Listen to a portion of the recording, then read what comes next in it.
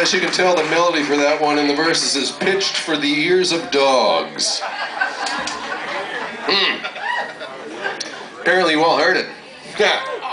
Shame on you. No! It was supposed to be a joke. It sounded funny in my head. That's what you get for doing the off-the-cuff stuff. You gotta have the big kahunas to do the off-the-cuff stuff, because sometimes it just doesn't work. Sometimes it works, sometimes it doesn't. Sometimes the big payback. Sometimes it gets the big payback, exactly. And sometimes there's just a pregnant pause.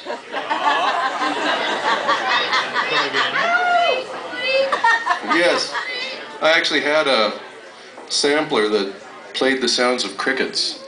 And every time the crowd was, in my opinion, not loud enough, I'd hit the crickets. They didn't like that much. Funny how that worked. Kind of a subtle way of hating the audience. Here, listen, you fuckers. Goddamn crickets. For Christ's sake. But we love you. Yeah. Yes, we do. No crickets in here. Now, I had no idea when I wrote this song the kind of comic geek kerfuffle that would be generated by the lyrics to this. I'm talking about Superman's song. Thank you very much. When I wrote Superman's song, I based it on the old story of Superman where he encounters Solomon Grundy.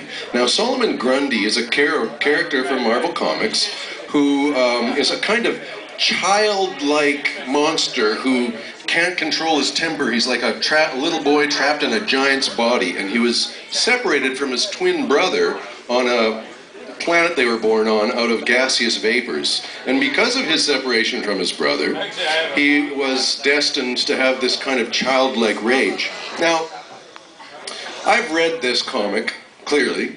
In fact, it made quite an impression on me in grade 5. Every time I went to the dentist, I was allowed to buy a comic. And Solomon Grundy scared the shit out of me. I mean, I was just a little kid, and it was just a comic book, but it really stuck an impression. So, as the song began to become more popular, people started writing, and they would say things like, Superman may have fought alongside of the Green Lantern and had the occasional skirmish with Flash. However, he did not, and I repeat, did not ever fight Solomon Grundy. So I had to dig out the copy and fax it to them, and they had to eat crow for a while.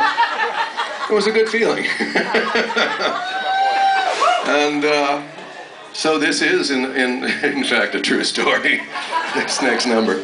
Here we go.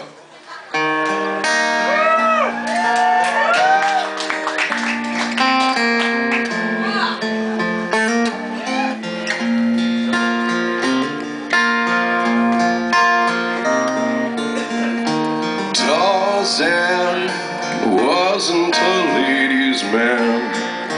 He'd just come along and scoop up my butt under his arm like that. Quick as a cat in the jungle.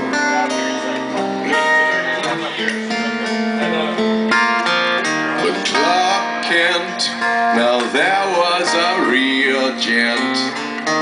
He would not be caught sitting around in no jungle's cave, dumb as an ape, doing nothing.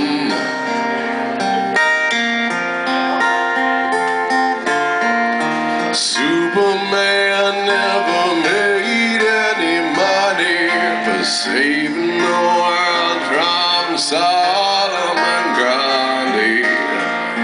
Sometimes I despair the world will never see another man like him.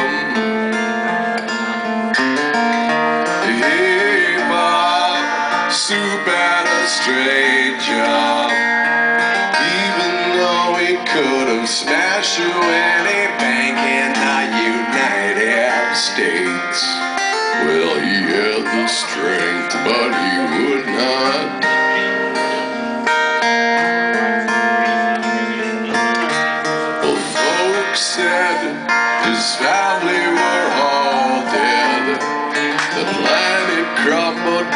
But Superman, he forced himself to carry on. Forget Krypton and keep going.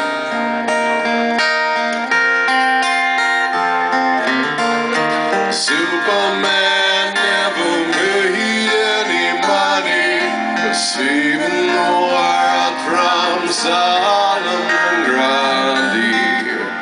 And sometimes I despair the world will never see another man like him.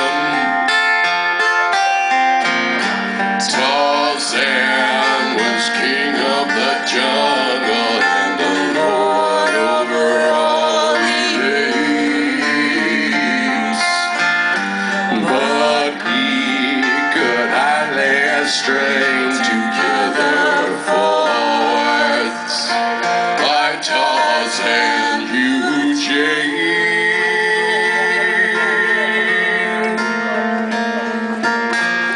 Sometimes when Soup was stopping crimes, I'll bet that he was tempted to just quit and turn his back on man. Join Tarzan in the forest.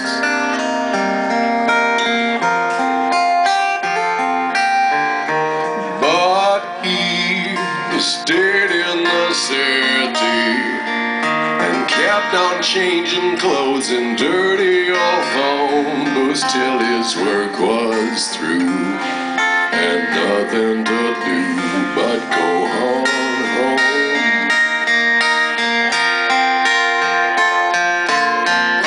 Superman never made any money, but saving the world from Solomon Grundy. Sometimes I despair the world will never see another man like him.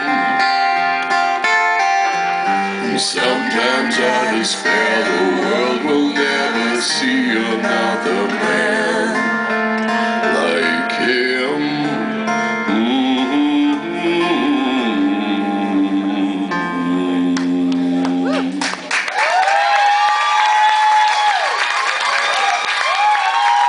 Thanks very much.